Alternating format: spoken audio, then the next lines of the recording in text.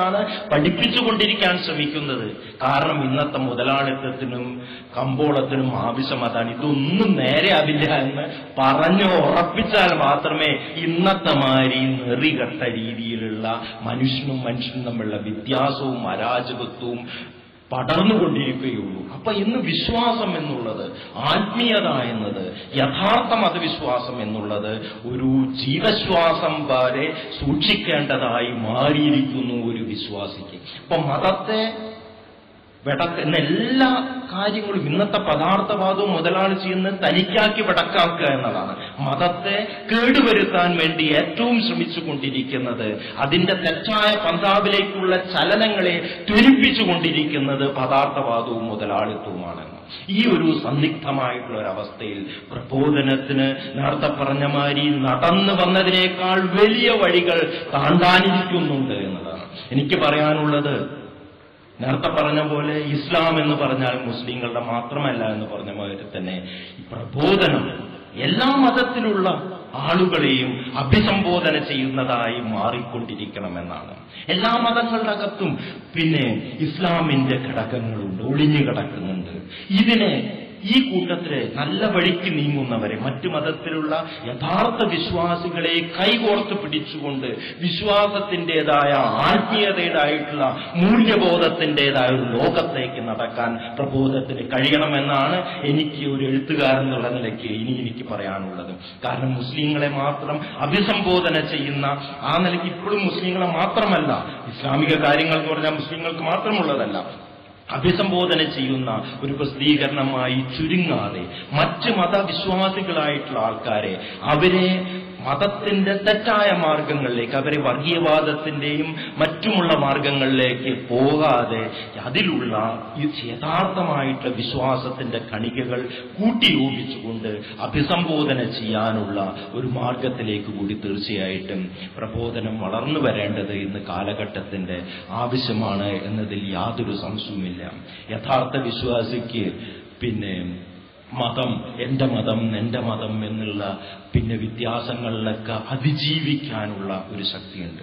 അത് നാം കണ്ടിട്ടുള്ളതാണ്. പ്രവാചകന്മാരുടെ ജീവിതമെല്ലാം നോക്കിക്കഴിഞ്ഞാൽ അവരെങ്ങനെയായിരുന്നു പിന്നെ വിശ്വാസത്തെ, ആത്മീയതയെ അഭിസംബോധന ചെയ്തത് നമുക്ക് കാണാൻ കഴിയും.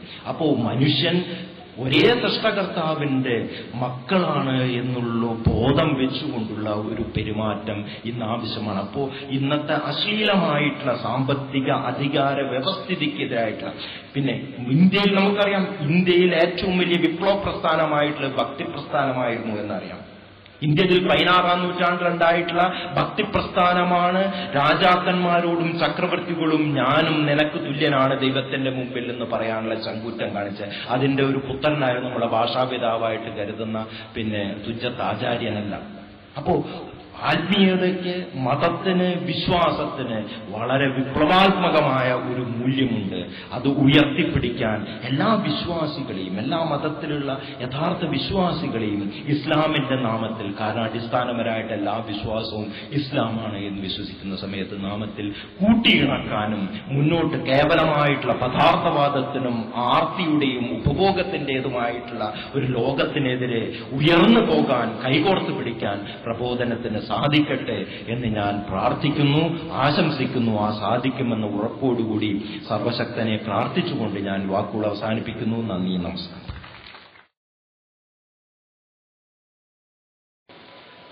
ബിസ്മില്ലാഹിർ റഹ്മാനിർ റഹീം. അൽഹംദുലില്ലാഹി റബ്ബിൽ ആലമീൻ. വസ്സലാത്തു വസ്സലാമു അലാ റസൂലിഹിൽ അമീൻ വഅലാ ആലിഹി വസ്ഹബിഹി അജ്മഈൻ. അമ്മാ ബഅദ്. ഈ പ്രൗഢവും ഹൃദ്യവുമായ ചടങ്ങിന്റെ അധ്യക്ഷത വഹിക്കുന്ന ജമാഅത്തെ ഇസ്ലാമിയുടെ കേരള സംസ്ഥാന അമീർ ജനാബ് ടി ആരിഫ് അലി സാഹിബ് അവറുകളെ, വേദിയിൽ സന്നിഹിതരായിരിക്കുന്ന പ്രഗത്ഭരും പ്രശസ്തരുമായ വ്യക്തികളെ, പ്രിയപ്പെട്ട സഹോദരി സഹോദരന്മാരെ, സുഹൃത്തുക്കളെ, ജഗന്നിയന്താവായ നാഥന്റെ അപാരമായ അനുഗ്രഹം നമ്മുടെ മേൽ സദാ വർഷിക്കുമാറാകട്ടെ എന്ന് ഞാൻ ആദ്യമായി പ്രാർത്ഥിക്കുകയാണ്. പ്രബോധനം അതിൻ്റെ ദൗത്യ നിർവഹണ പാതയിൽ 60 ആണ്ടുകൾ പിന്നിടുകയാണ്. 1949 ഓഗസ്റ്റിൽ വളാഞ്ചേരിക്കടുത്ത ഈ എടയൂരിൽ വെച്ചാണ് പ്രബോധനം പ്രസിദ്ധീകരിക്കപ്പെടുന്നത്. അവിടെ നിന്നാരംഭിച്ച ആദർശ പ്രചരണ പ്രബോധന ഗോതയിലെ പ്രയാസങ്ങളെയും ബുദ്ധിമുട്ടുകളെയും തരണം ചെയ്തുകൊണ്ട് 60 വർഷങ്ങൾ പിന്നിട്ട് തിരിഞ്ഞു നോക്കുമ്പോൾ വല്ലാത്ത ആത്മനിർവൃതിയായിരിക്കും പ്രബോധനത്തിന്റെ സംഘാടകർക്കും പിന്നിൽ പ്രവർത്തിച്ചവർക്കും വായനക്കാർക്കും എല്ലാം ഉണ്ടാവുക എന്നാണ് എന്റെ വിനീതമായ ഒരു നിരീക്ഷണം. അറബി ചുവയില്ലാത്ത, അറബി മലയാളത്തിലല്ലാത്ത ഒരു ഇസ്ലാമിക പ്രസിദ്ധീകരണം ആരംഭിക്കുന്നതിലെ അതിസാഹസികതയെക്കുറിച്ച് ചിന്തിക്കുകയും ആലോചിക്കുകയും ചെയ്തിരുന്ന ഒരു കാലത്താണ് പ്രബോധനം എന്ന മലയാള വാക്ക് പ്രസിദ്ധീകരണത്തിന്റെ നാമമായി സ്വീകരിച്ചുകൊണ്ട് ശുദ്ധമായ മലയാളത്തിൽ പ്രബോധനം പ്രസിദ്ധീകരണം ആരംഭിച്ചത്. രണ്ടാം ലോക മഹായുദ്ധത്തിന് ശേഷം ലോകത്തിന്റെ വിവിധ ദിക്കുകളിൽ നവോത്ഥാന പരിഷ്കരണ സംരംഭങ്ങൾ ശക്തിപ്പെട്ടു വന്നു. ആ അനുരണനങ്ങളിൽ നിന്ന് വേറിട്ട് നിൽക്കാൻ മലയാള മണ്ണിനും സാധിച്ചില്ല. 1940-കൾക്ക് ശേഷം കേരളത്തിൽ ആധുനികമായിട്ടുള്ള കാഴ്ചപ്പാടിൽ ഇസ്ലാമിനെ നോക്കിക്കാണുകയും നിരീക്ഷിക്കുകയും ആ നിരീക്ഷണത്തിന്റെ ഫലം ജനങ്ങളോട് പങ്കുവെക്കുകയും ചെയ്യുന്ന ചെറിയ ചെറിയ സംഘങ്ങളുടെ ഉത്ഭവം നമുക്ക് കാണുവാൻ വേണ്ടി സാധിക്കും. അത്തരം ഒരു ചെറിയ സംഘത്തിന്റെ ഉദ്യമത്തിന്റെ പരിശ്രമത്തിന്റെ സാക്ഷാത്കാരം ഒരു പ്രസിദ്ധീകരണത്തിന്റെ ആരംഭത്തിലൂടെ കുറിക്കപ്പെടുകയായിരുന്നു. പ്രബോധനം അതിന്റെ വഴിത്താരയിൽ പ്രതിബന്ധങ്ങളും ബുദ്ധിമുട്ടുകളും ഒരുപാട് തരണം ചെയ്തിട്ടുണ്ട്. ലോക ഇസ്ലാമിക പണ്ഡിതന്മാരെ സംബന്ധിച്ചും ആധുനികമായ കാഴ്ചപ്പാടുകളിൽ ഇസ്ലാമിനെ എങ്ങനെയാണ് അവതരിപ്പിക്കേണ്ടത് എന്നുള്ളതിനെ സംബന്ധിച്ചും കേരളീയ സമൂഹത്തിന് വ്യക്തമായ ഒരു അവബോധം പ്രബോധനം പ്രദാനം ചെയ്യുകയുണ്ടായി. പാരമ്പര്യേതരമായ മാർഗങ്ങളിൽ നിന്നും ശീലങ്ങളിൽ നിന്നും മുക്തമായി ഒരു പുതിയ വഴി പ്രബോധന ദൗത്യത്തിന്റെ വീഥിയിൽ സജ്ജമാക്കിയെടുക്കേണ്ടതുണ്ട് എന്ന് പ്രബോധനത്തിന്റെ പിന്നിൽ പ്രവർത്തിച്ചവർ ആഗ്രഹിച്ചു. ആ ആഗ്രഹത്തിന്റെ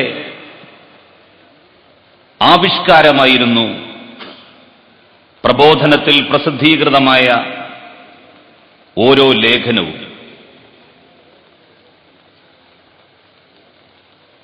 മുസ്ലിമേതര സമൂഹങ്ങൾക്ക് ഇസ്ലാമിന്റെ കാഴ്ചപ്പാടുകൾ പരിചയപ്പെടുത്തി കൊടുക്കുന്നതിൽ, ആ പരിചയപ്പെടുത്തി കൊടുക്കുന്നതിന് പ്രബോധനം സ്വീകരിച്ച വഴി ശ്ലാഘനീയവും മാതൃകാപരവുമായിരുന്നു. അതുകൊണ്ട് തന്നെയാവണം നിലവിൽ കേരളത്തിൽ പ്രവർത്തിക്കുന്ന ഇസ്ലാമിക പ്രസ്ഥാനങ്ങളിൽ മുസ്ലിമേതര സമൂഹങ്ങളിൽപ്പെടുന്ന പ്രഗത്ഭരും പ്രശസ്തരുമായിട്ടുള്ള നിരവധി പേർക്ക് ജമാഅത്തെ ഇസ്ലാമിയുമായി കൂടുതൽ അടുപ്പവും ബന്ധവും ഉണ്ടാകാൻ ഇടയാക്കിയ കാരണം പ്രബോധനമാണ് ഇസ്ലാമിനെ അതിന്റെ തനതായ രൂപത്തിലും അർത്ഥത്തിലും ഭാവത്തിലും മലയാളിക്ക് പരിചയപ്പെടുത്തി കൊടുത്തത് എന്ന് പറഞ്ഞാൽ അതിശയോക്തി കലർന്ന ഒരു പ്രസ്താവന ആവില്ല. അത് ഒരു യാഥാർത്ഥ്യമാകും. അത് 1975 ജൂലൈ മാസത്തിൽ അടിയന്തരാവസ്ഥാ പ്രഖ്യാപനത്തെ തുടർന്ന് സീൽ വെക്കപ്പെട്ട പ്രബോധനം ഏതാണ്ട് 2 വർഷക്കാലം പ്രസിദ്ധീകരിച്ചില്ല. 1977 ഏപ്രിൽ മാസത്തിൽ വീണ്ടും അത് പുനഃപ്രസിദ്ധീകരണം ആരംഭിച്ചു. ആദർശ സമര പോരാട്ടത്തിന്റെ വീതിയിൽ ഒരു ഇസ്ലാമിക പ്രസിദ്ധീകരണത്തിന് കേരളത്തിൽ നിരോധനത്തെ നേരിടേണ്ടി വന്നിട്ടുണ്ടാവുക പ്രബോധനത്തിന് മാത്രമായിരിക്കും എന്നാണ് എനിക്ക് തോന്നുന്നത്. എന്തുകൊണ്ടാണ് രാഷ്ട്രീയ പാർട്ടികൾ നിരോധിക്കപ്പെട്ട കാലത്ത് രാഷ്ട്രീയമായ പ്രസിദ്ധീകരണങ്ങൾക്ക് സീൽ വെക്കപ്പെട്ട കാലത്ത് പ്രബോധനം സീൽ വെക്കപ്പെട്ടത്? അധികാരികൾ ആഗ്രഹിക്കുന്നത് പോലെ മതത്തെ, ഇസ്ലാമിനെ അതിന്റെ പരിമിതമായ അർത്ഥത്തിനുള്ളിൽ നിന്നുകൊണ്ട് പരിചയപ്പെടുത്തുവാൻ പ്രബോധനം തയ്യാറായിരുന്നില്ല എന്നുള്ളതിന്റെ ഏറ്റവും വലിയ സാക്ഷ്യപത്രം അടിയന്തരാവസ്ഥക്കാലത്ത് പ്രബോധനം നിരോധിക്കപ്പെട്ടു എന്നുള്ളത് തന്നെയാണ്. ഇസ്ലാമിന്റെ സാമ്പത്തിക ശാസ്ത്രം, സാമ്പത്തിക ശാസ്ത്രങ്ങൾക്ക് മേൽക്കോയ്മ ലഭിച്ച ഒരു കാലത്ത് സമൂഹത്തിന് ബോധ്യപ്പെടുത്തി കൊടുക്കുന്നതിൽ പ്രബോധനത്തിന്റെ താളുകൾ വഹിച്ച പങ്ക് വളരെ വലിയതാണ്.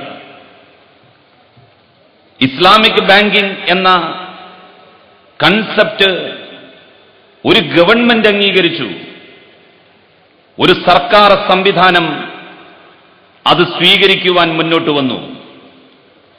കേരളത്തിന്റെ ധനകാര്യ വകുപ്പ് മന്ത്രി ഡോക്ടർ തോമസ് ഐസക് മുൻകൈയെടുത്തുകൊണ്ട് തന്നെ ഇസ്ലാമിക് ബാങ്കിംഗ് സമ്പ്രദായം കേരളത്തിന്റെ നിക്ഷേപ തലത്തിൽ പരീക്ഷിക്കുവാൻ വേണ്ടി തീരുമാനിച്ച് മുന്നോട്ട് വരികയും അതിനുള്ള സംവിധാനങ്ങൾ ഒരുക്കപ്പെട്ടുകൊണ്ടിരിക്കുകയും ചെയ്യുകയാണ്. ഇസ്ലാമിക് ഇക്കോണമി എന്ന കൺസെപ്റ്റ് തന്നെ മലയാളത്തിന് പരിചയപ്പെടുത്തുന്നത് പ്രബോധനമാണ് എന്ന് പറഞ്ഞാൽ അത് തെറ്റാവില്ല.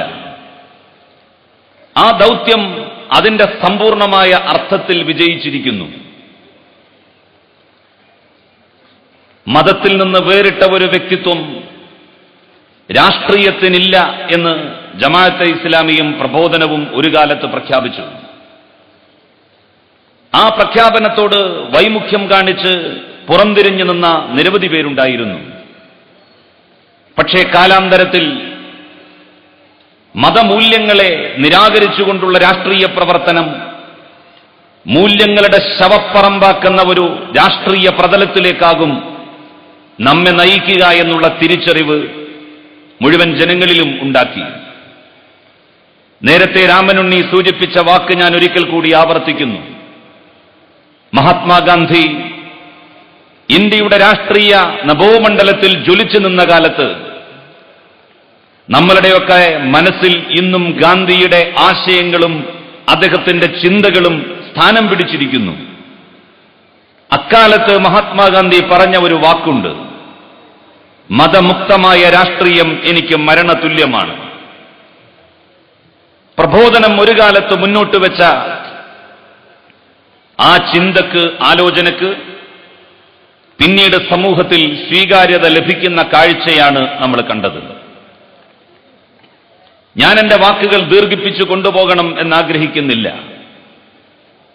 ഒരു പ്രസിദ്ധീകരണത്തിന്റെ വിജയം എവിടെയാണ്? ആ പ്രസിദ്ധീകരണത്തിന്റെ വരിക്കാരെ നോക്കിയാണോ ഒരു പ്രസിദ്ധീകരണത്തിന്റെ വിജയം തീരുമാനിക്കുന്നത്? ആണെന്നൊരിക്കലും ആരും പറയില്ല. 1949 ഓഗസ്റ്റ് മാസത്തിൽ 1500 കോപ്പികൾ അച്ചടിച്ചുകൊണ്ട് തുടങ്ങിയ പ്രബോധനം കേരളത്തിൽ നിർവഹിച്ച ആദർശപരമായിട്ടുള്ള ദൗത്യം, ആശയപരമായിട്ടുള്ള പ്രചരണത്തിന്റെ ഗാംഭീര്യം വിലമതിക്കാനാവാത്തതായിരുന്നു. അതിന്റെ പ്രവർത്തനം ഇന്നും അത് തുടർന്നുകൊണ്ടിരിക്കുന്നു. ആ ദൗത്യ നിർവഹണ പാതയിൽ ഇനിയും ഒരുപാട് മുന്നോട്ടു പോകുവാൻ പ്രബോധനത്തിനുണ്ട്. നേടിയതിനെക്കുറിച്ചല്ല, ഇനിയും നേടാനിരിക്കുന്നവയെ അത്യുത്സാഹപൂർവം തേടുന്ന അന്വേഷണ കുതികുകളുടെ സ്ഥാനത്താണ് പ്രബോധനവും പ്രബോധനത്തിന്റെ പിന്നണി പ്രവർത്തകന്മാരും ഉണ്ടാകേണ്ടത് എന്ന എന്റെ വിനീതമായ അഭ്യർത്ഥന ഞാൻ ഈ സന്ദർഭത്തിൽ ഇവിടെ രേഖപ്പെടുത്തുകയാണ്. ഒരുപാട് ബുദ്ധിമുട്ടുകളെയും പ്രയാസങ്ങളെയും അഭിമുഖീകരിക്കേണ്ട ഒരു ചരിത്രഘട്ടത്തിലൂടെയാണ് ഇന്ത്യയിലെ ജനങ്ങളും ഇന്ത്യയിലെ വിവിധ മതവിശ്വാസികളും പോയിക്കൊണ്ടിരിക്കുന്നത്. ഇസ്ലാം തെറ്റിദ്ധരിപ്പിക്കപ്പെട്ട ഒരു കാലം ഉണ്ടായിരുന്നു. ആ കാലത്തിന്റെ പുനഃസൃഷ്ടി ഇപ്പോൾ വീണ്ടും നടന്നുകൊണ്ടിരിക്കുകയാണ്. തെറ്റിദ്ധരിപ്പിക്കപ്പെട്ട മതത്തിൽ നിന്ന് തെറ്റിദ്ധാരണയുടെ മൂടുപടം ചികഞ്ഞു മാറ്റി അതിന്റെ യഥാർത്ഥത്തിലുള്ള മുഖം ലോക സമൂഹത്തിന് കാണിച്ചു കൊടുത്ത ചിന്തകന്മാർ, ബുദ്ധിജീവികൾ, പണ്ഡിതന്മാർ, അവരുടെ ആലോചനകളും ചിന്തകളും മലയാളത്തിന് മൊഴിമാറ്റി പരിചയപ്പെടുത്തി കൊടുത്ത പ്രബോധനത്തിന് ഈ ആധുനിക കാലഘട്ടത്തിന്റെ ദശാസന്ധിയിലും വലിയ ചരിത്ര ധർമ്മത്തിന്റെ നിർവഹണം നടത്തേണ്ടതായിട്ട് ഉണ്ട്.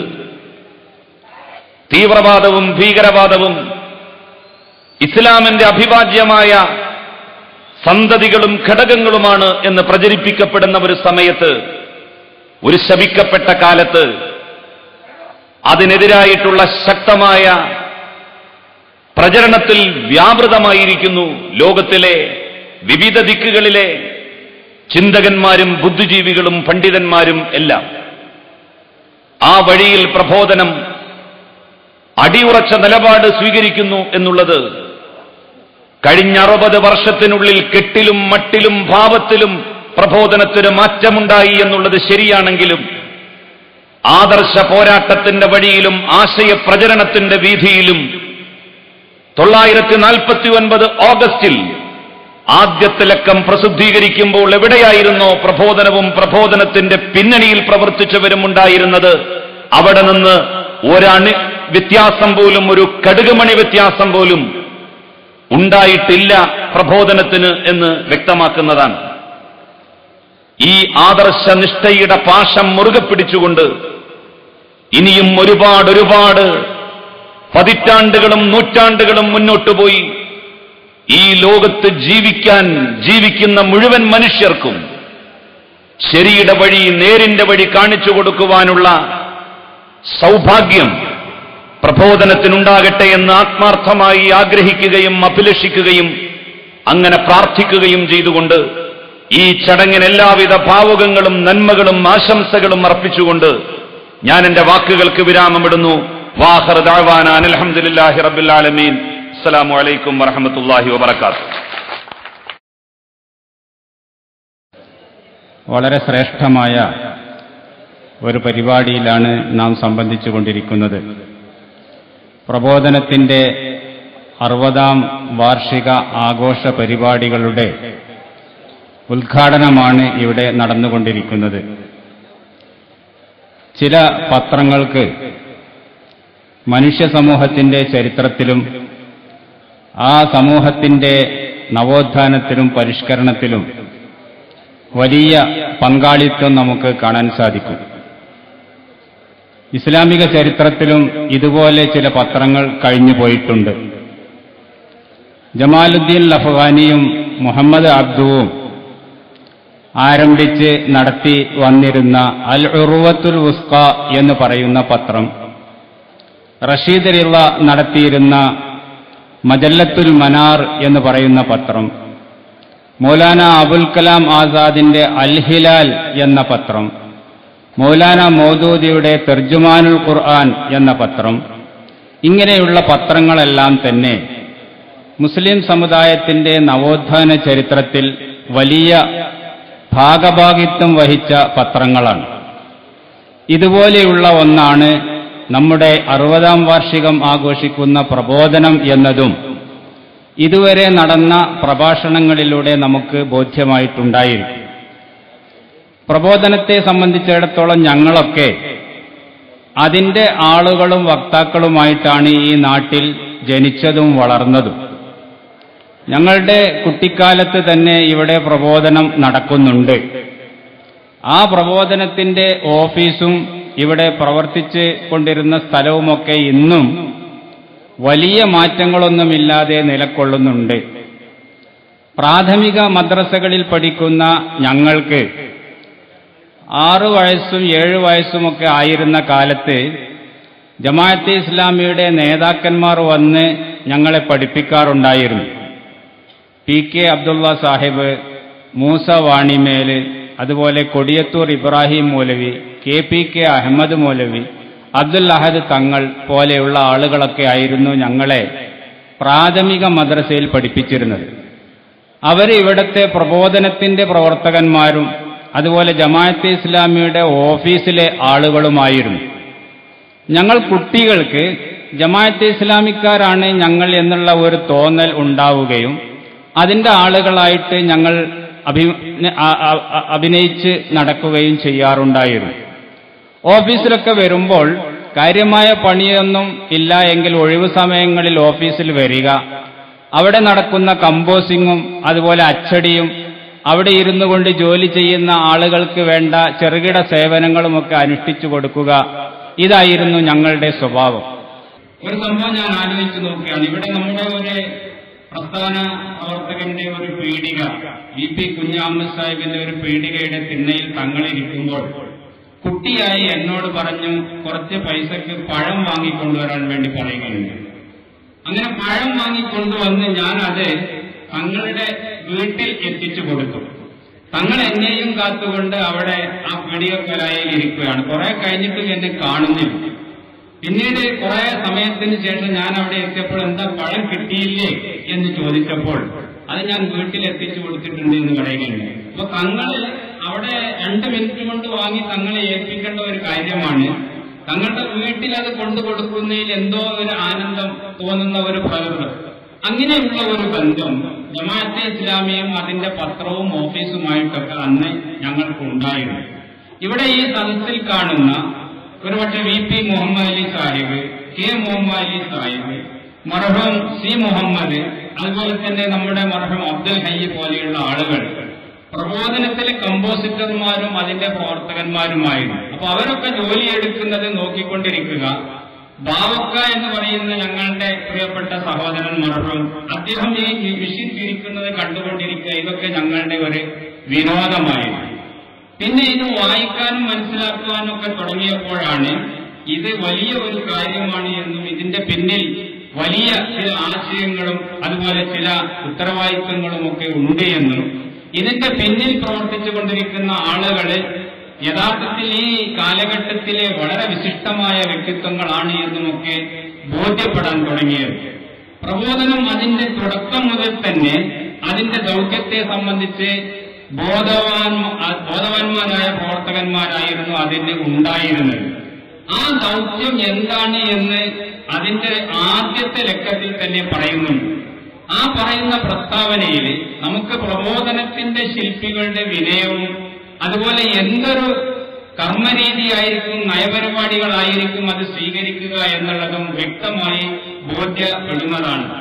1949 ആഗസ്റ്റ് 1-ാം തീയതി ഇറങ്ങിയ പ്രബോധനത്തിന്റെ ആദ്യ ലക്കത്തിൽ പ്രസ്താവന എന്ന് പറഞ്ഞുകൊണ്ട് ഒരു ശീർഷകത്തിൽ ഒരു ലേഖനം നമുക്ക് കാണാം. അതതിന്റെ എഡിറ്റോറിയലാണ്.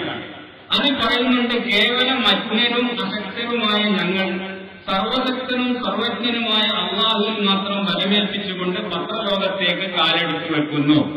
അത് അതിന്റെ ശില്പികളുടെ വിനയമാണ്. ഞങ്ങൾക്ക് ഒന്നും അറിഞ്ഞുകൂടാ, പക്ഷെ ഒരു ദൗത്യം നിർവഹിക്കാനുണ്ട്, അതിന് ഇറങ്ങുകയല്ലാതെ ഗത്യന്തരമില്ല എന്ന് സങ്കല്പിച്ചുകൊണ്ടുള്ള ഒരു ഇറക്കം. പക്ഷേ അതിനുശേഷം പറയുന്ന വാക്കുകൾ നമ്മൾ സാധാരണ ആലങ്കാരിക ഭാഷയിൽ പറഞ്ഞാൽ തങ്കലിപികളിൽ എഴുതി വെക്കേണ്ടതാണ്. അത് പറയുന്നു, നിലവിലിരിക്കുന്ന ഏതെങ്കിലും ഒരു കക്ഷിയെ എതിർക്കുക എന്നത് ഞങ്ങളുടെ ഉദ്ദേശമല്ല. മനുഷ്യരിൽ ഞങ്ങൾക്ക് ശത്രുക്കളായി ആരും തന്നെയില്ല.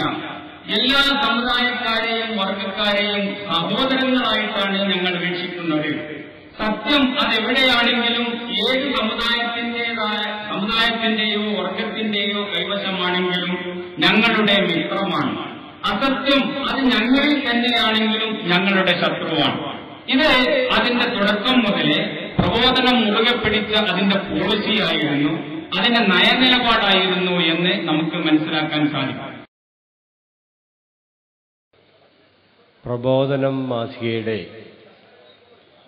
60-ാം വാർഷികാഘോഷത്തിൽ പങ്കെടുക്കാനും കുറച്ച് സമയം നിങ്ങളോടൊത്ത് ഇവിടെ ചെലവഴിക്കാനും കഴിഞ്ഞതിൽ എനിക്ക് വളരെ വളരെ സന്തോഷമുണ്ട്. എടയൂർ പ്രദേശവും പ്രബോധനവും തമ്മിലുള്ള ബന്ധം ഞാൻ പറയാതെ തന്നെ നിങ്ങൾക്കെല്ലാം വളരെ വിശദമായി അറിയുന്നത് കൊണ്ട് ആ ഭാഗത്തേക്ക് ഞാൻ കടക്കുന്നില്ല. ഇവിടെ എനിക്ക് മുമ്പ് പ്രസംഗിച്ച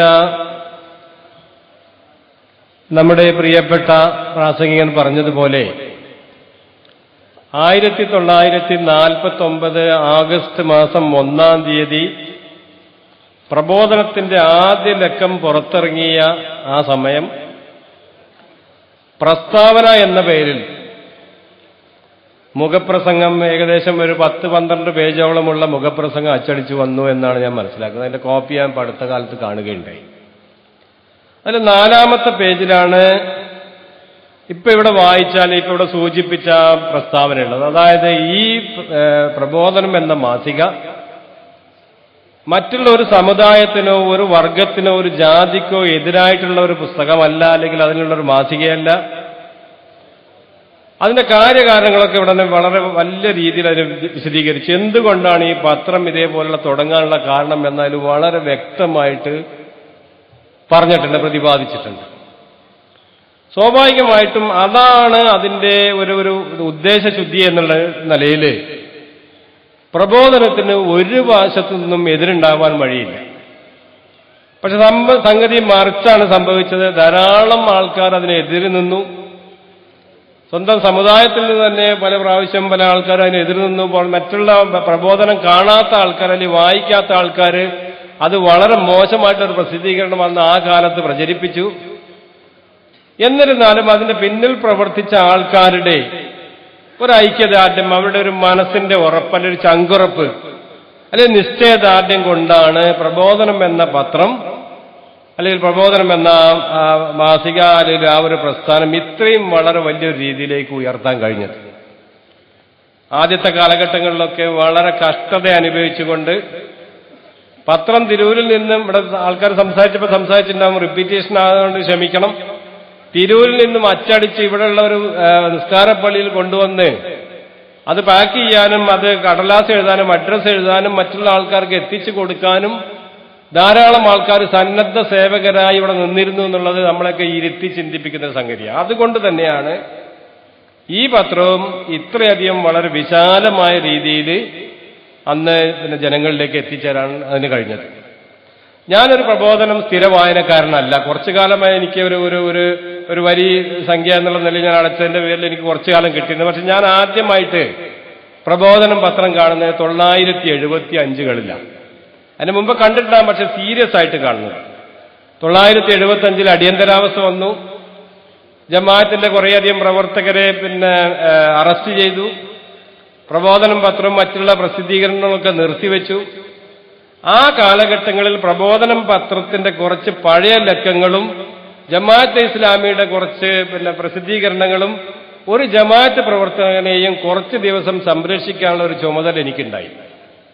അപ്പൊ ഞാൻ വളരെ പേടിച്ചാണ് പ്രബോധനം എന്നുള്ള മാസിക ഞാൻ തുറന്നത്. എന്തൊക്കെയാണ് അതിൽ എഴുതിയിട്ടുള്ളത്, ഇത് അത് ശരിക്കും വായിക്കണം എന്നുള്ള നിലയിൽ അന്നാണ് ഞാനത് കാര്യമായിട്ട് വായിച്ചത്. വളരെ കെട്ടുറപ്പുള്ള, എന്താണ് ഉദ്ദേശിക്കുന്നതെന്ന് വളരെ വ്യക്തമായിട്ട് അതിൽ പ്രതിപാദിക്കുന്ന ഒരു മാസികയായിട്ടാണ് എനിക്കതിനെ കാണാൻ കഴിഞ്ഞിട്ടുള്ളത്. അത് ഇനിയും വളരെ നല്ല നിലയിലേക്ക്, നമ്മളൊക്കെ കാണാറുണ്ടല്ലോ നമ്മുടെ ടെലിവിഷനിൽ പരസ്യം, ഈ ഒനിഡ ടിവിയുടെ നെയ്ബേഴ്സ് എൻവി ഓണേഴ്സ് പ്രൈഡ് എന്നുള്ള നിലയിൽ, അതായത് മറ്റുള്ള ആൾക്കാർക്ക് അസൂയ തോന്നുന്ന രീതിയിൽ അതിന്റെ സ്വന്തം ആൾക്കാർക്ക് അതിനോടുള്ള ആ ഒരു അഭിമാനം, ഇത് സ്വന്തമായിട്ടുള്ളൊരു പ്രസിദ്ധീകരണമാണെന്നുള്ളൊരു അഭിമാനം, അത് കാത്തു സൂക്ഷിക്കുന്ന രീതിയിൽ അതിന്റെ പ്രവർത്തനം മുന്നോട്ട് കൊണ്ടുപോട്ടെ എന്ന് തന്നെ ആശിക്കുക. അതേപോലെ തന്നെ ഈ വേദിയിൽ മഹാന്മാരായ കുറെ ആൾക്കാരുണ്ട്, ഇതിന്റെ പിന്നിൽ പ്രവർത്തിക്കുന്ന, ഇപ്പോൾ തന്നെ നിയന്ത്രിക്കുന്ന കുറേയധികം ആൾക്കാരുണ്ട്.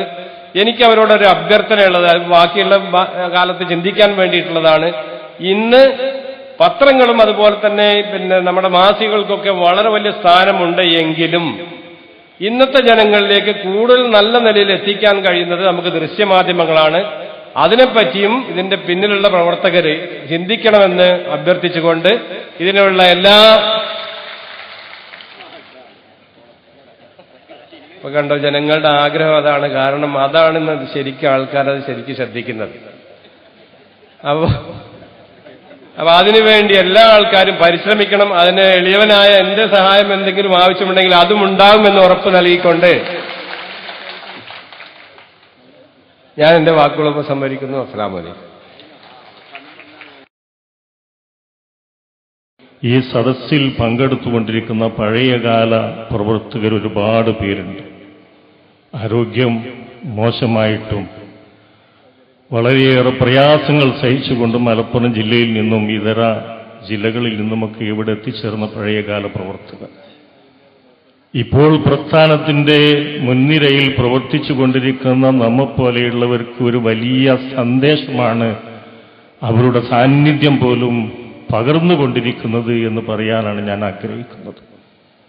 ഒരു കാലത്ത് ഈ പ്രസ്ഥാനത്തിന്റെ നേതൃത്വവും അണികളും ഉൾപ്പെടെ എന്തെന്ത് ത്യാഗങ്ങൾ സഹിച്ചുകൊണ്ട് നെഞ്ചിലേറ്റി വളർത്തിയെടുത്ത പ്രസ്ഥാനവും പ്രസിദ്ധീകരണവുമാണിതെന്ന് നമുക്ക് ബോധ്യപ്പെടുത്തി തരുന്ന ഹൃദ്യമായ കാഴ്ചകളാണ്.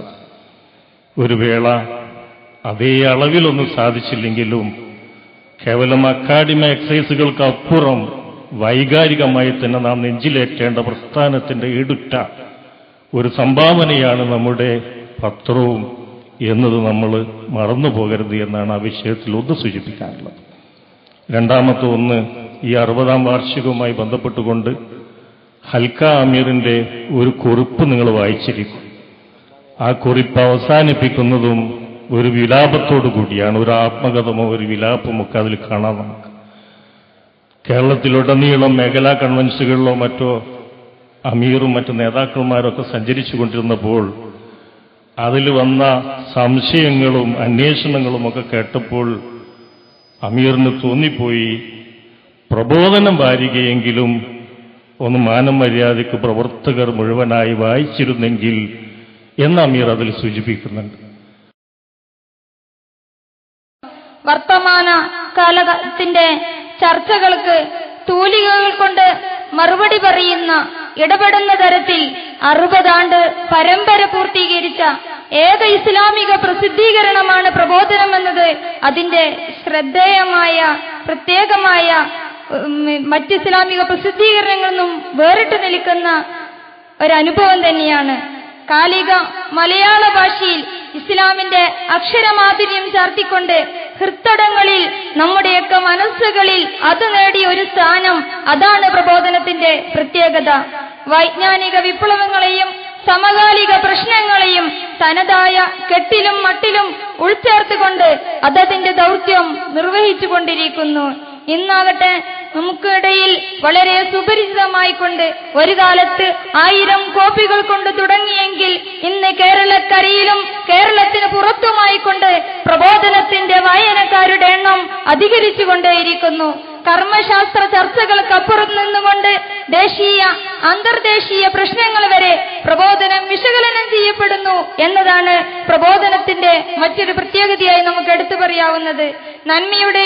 തിന്മയുടെയും അന്ധവിശ്വാസങ്ങളുടെയും അൽകാമിർ സൂചിപ്പിച്ച രൂപത്തിൽ ജാഹിലിയത്തിന്റെ കോട്ടകൊത്തളങ്ങളെ മുഴുവൻ ചികഞ്ഞു മാറ്റിക്കൊണ്ട് നേരിന്റെ കൈത്തിരിയായി അതിനെ നന്മയെ വരികളിലൂടെ താളുകളിലാക്കി അതിന്റെ അണിയറ ശില്പികൾ തന്നെ അതിനെ സ്വന്തം ചുമലിലേറ്റി നാട് നീളെ പ്രബോധന കെട്ടുകളുമായി മൈലുകൾ താണ്ടി നടന്ന പാരമ്പര്യമാണ് പ്രബോധനത്തിലുള്ളത് എന്ന് നമുക്ക് മുൻകാല ചരിത്രങ്ങളിൽ നിന്നും നമ്മൾ അയവിറക്കിക്കൊണ്ടിരിക്കുന്നു.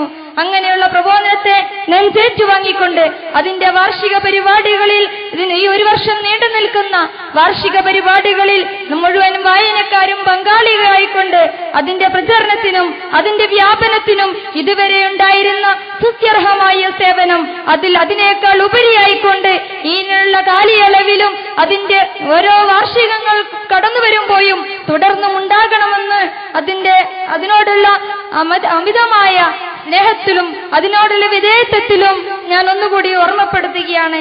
നമുക്കറിയാം, ഇന്ന് ലോകത്ത് നടത്തുന്ന ഇസ്ലാമിക ചലനങ്ങളെയും പോരാട്ടങ്ങളെയും സാധാരണക്കാരായ വായനക്കാർക്ക് പ്രബോധനത്തിൽ നിന്ന് ഇസ്ലാമികമായ തനതായ ശൈലിയിൽ ഉൾക്കൊള്ളാൻ സാധിക്കുന്നു എന്നുള്ളതും ശ്രദ്ധേയമാണ്. പഠനാർഹമായ വരികളിലൂടെ, ചർച്ചകളിലൂടെ വനിതകളുടെ ഉന്നമനത്തിനു വേണ്ടി പ്രബോധനം നടത്തിയ ധീരമായ ചുവടുവെപ്പുകൾ വനിതാ പ്രവർത്തകർക്ക്, അതല്ലെങ്കിൽ സ്ത്രീകളുടെ ഉന്നമനത്തിന് ഇന്നും കേരളക്കരയിൽ വേറിട്ടു നിൽക്കുന്ന ഒന്നാണ്. ഇന്നത്തെ കാലഘട്ടത്തിൽ സ്ത്രീ സമൂഹം നേരിടുന്ന സ്ത്രീയുടെ അസ്തിത്വത്തിന് ചുവടിറക്കും പ്രായം മുമ്പേ ഒരുപാട് പ്രശ്നങ്ങൾക്ക് ഇരയാക്കപ്പെടുന്ന പെൺകുട്ടികളെ, സ്ത്രീയുടെ അസ്തിത്വത്തെ, സ്വത്വത്തെ സൈദ്ധാന്തികമായും മനുഷ്യാവകാശമായും ചർച്ച ചെയ്യപ്പെടുന്ന കൊണ്ടിരിക്കുമ്പോൾ വനിതാ മാസികകൾക്കപ്പുറം നിന്നുകൊണ്ട് ഇസ്ലാമിനെ പ്രതിനിധീകരിച്ചുകൊണ്ട് മുഖ്യധാരയിൽ ഇസ്ലാമിനെ പ്രതികരിക്കുന്ന പുതിയ ഇടപെടലുകൾ രൂപപ്പെടുത്താൻ പ്രബോധനത്തിന് തുടർന്നുള്ള കാലഘട്ടങ്ങളും കഴിയട്ടെ എന്ന് ആശംസിക്കുന്നു. ഈ വേദിയിൽ ഏറ്റവും പിന്നിൽ തങ്ങളുടെ അടുത്ത് ഇരിക്കുന്നുണ്ട് പി കുട്ടിയാലി സാഹിബ്. ജമാഅത്തിന്റെ ആദ്യകാല ജമാഅത്തിന്റെ രൂപീകരണത്തിന് മുമ്പ് ഹാജി സാഹിബ് രൂപീകരിച്ച ജമാഅത്തിന്റെ തുടക്കമായ ജമാഅത്തുൽ മുസ്തർഷിദീനിൽ പേരെഴുതിയിട്ടുള്ള ആദ്യത്തെ പേര് പി കുട്ടിയാലി സാഹിബിൻ്റെതായിരുന്നു എന്ന് തങ്ങൾ അനുസ്മരിക്കുന്നു. ആ ജമാഅത്തുൽ മുസ്തർഷിദീനിൽ ഉണ്ടായിരുന്ന പഴയകാല പ്രവർത്തകന്മാരിൽ ഇനി ബാക്കിയുള്ള ഒരേ ഒരു അംഗം പി കുട്ടിയാലി സാഹിബാണ്. അദ്ദേഹം ഇവിടെ വേദിയിലിരിക്കുന്നുണ്ട്. സാധാരണക്കാരനും ഇപ്പോൾ ചെകിടൊന്നും കേൾക്കാതെ, എന്നാൽ വളരെ ഊർജ്ജസ്വലതയോടുകൂടി വാരാന്തയോഗങ്ങളെ സംബന്ധിച്ച് ഓർമ്മയുണ്ടാകുമ്പോൾ വരുന്ന കുട്ടിയാലി സാഹിബ്, അവരെ പോലെയുള്ള സാധാരണക്കാരായ ആളുകൾ പടുത്തുയർത്തിയ ഒരു പ്രസ്ഥാനത്തിന്റെ മുഖപത്രത്തിന്റെ 60ാം വാർഷികം ആഘോഷിക്കുമ്പോൾ നമ്മുടെ പഴയ ആളുകൾക്ക്, ഈ സദസ്സിൽ തന്നെ സന്നിഹിതരായിട്ടുള്ള നമ്മുടെ പഴയ പ്രവർത്തകന്മാർക്ക് എന്തെന്ത് വികാരങ്ങളാണ് അവരുടെ മനസ്സുകളിലൂടെ കടന്നുപോകുന്നത് എന്ന് വാക്കുകൾ കൊണ്ട് വിശദീകരിക്കാൻ കഴിയുന്ന ഒരു സംഗതിയല്ല. എങ്കിലും ആ ചരിത്രത്തിന്റെ ആവർത്തനം നടന്നുകൊണ്ടിരിക്കുകയാണ്.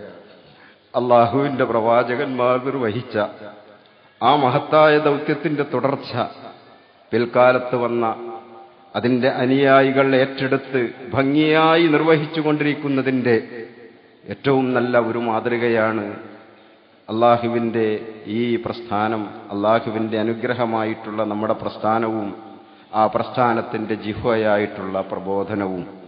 പുതിയ തലമുറയോട് പറയുവാനുള്ളത്, നമ്മുടെ ചരിത്രം നാം അറിയേണ്ടതുണ്ട്, നമ്മുടെ പ്രസ്ഥാനത്തെ നമ്മൾ പഠിക്കേണ്ടതുണ്ട്. മുൻഗാമികളായ ആളുകൾ ജമാഅത്തിന്റെ പഴയ ആളുകൾ നമ്മളോടൊക്കെ ഓരോ കാര്യങ്ങൾ പറയുമ്പോൾ ചിലപ്പോൾ നമുക്ക് അരോചകമായിട്ട് തോന്നും. പക്ഷെ ആദ്യകാലത്ത് എന്തൊരാർജവത്തോടു കൂടി ആയിരിക്കും അവരത് ഏറ്റെടുത്ത് നടപ്പാക്കിയത് എന്ന് നമുക്ക് ഊഹിക്കാവുന്നതേയുള്ളൂ.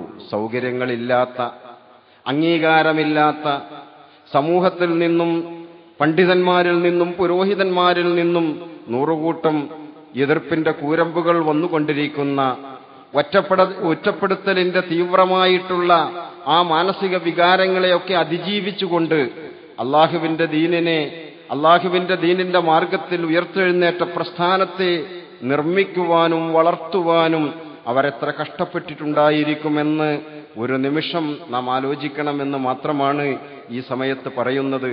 പടച്ചറബ്ബ് ഇന്ന് നമുക്ക് എത്ര സൗകര്യങ്ങൾ നൽകിയിട്ടുണ്ട്. ആ സൗകര്യങ്ങളുടെ തണലിലാണ് നമ്മളിപ്പോൾ നീങ്ങിക്കൊണ്ടിരിക്കുന്നത്. ഇസ്ലാമിന്റെ തനതായിട്ടുള്ള ശൈലിയിൽ ഈ കാലഘട്ടത്തിൽ ധർമ്മം നിർവഹിച്ചുകൊണ്ടിരിക്കുന്ന പ്രബോധനം, ആ പ്രബോധനത്തെ നെഞ്ചിലേറ്റിക്കൊണ്ട് തലമുറകൾക്ക് കൈമാറിക്കൊണ്ട് മുന്നോട്ട് പോകാൻ നമുക്ക് സാധിക്കേണ്ടതുണ്ട്. അല്ലാഹു സുബ്ഹാനഹു വ തആല അതിന് തൗഫീക്ക് നൽകുമാറാകട്ടെ. ഈ സംരംഭത്തിന് എല്ലാ നിലക്കുള്ള ആശംസകളും നേർന്നുകൊണ്ട് നമ്മുടെ മുൻകാല പ്രവർത്തകന്മാർ, അള്ളാഹുവിലേക്ക് യാത്ര പോയിട്ടുള്ള നമ്മുടെ നേതാക്കന്മാർ, പടച്ചറബ്ബ് അവരെ അവന്റെ ജന്നാത്തുൽ ഫിർദൗസിൽ പ്രവേശിപ്പിച്ച് അനുഗ്രഹിക്കുമാറാകട്ടെ എന്ന് പ്രാർത്ഥിച്ചുകൊണ്ട്, അവരോടൊപ്പം നമ്മളെയും പടച്ചറബ്ബ് അനുഗ്രഹിക്കട്ടെ എന്ന് പ്രാർത്ഥിച്ചുകൊണ്ട് എന്റെ വാക്കുകൾ ഉപസംഹരിക്കുന്നു. അസ്സലാമു അലൈക്കും. നേരത്തെ ബഹുമാന്യനായ MLA മഞ്ഞളാംകുഴി അലി നിങ്ങളുടെ എല്ലാവരുടെയും മനസ്സിലുള്ള ഒരാഗ്രഹമാണ് ഇവിടെ പ്രകാശിപ്പിച്ചിട്ടുള്ളത്.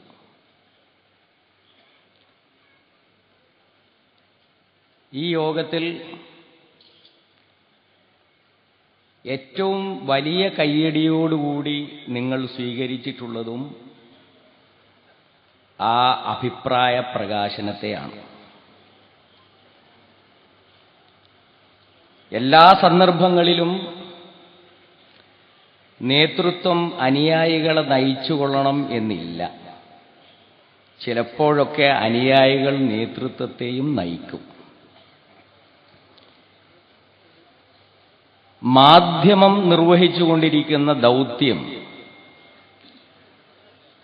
ദൃശ്യമാധ്യമ ലോകത്ത് നിർവഹിക്കാൻ ഒരു സംവിധാനമെന്നുള്ളതാണ് നമ്മുടെ സ്വപ്നം. ആ സ്വപ്നത്തെക്കുറിച്ച് ഇവിടെ സംസാരിക്കുന്നത് അത്ര പ്രസക്തമല്ല.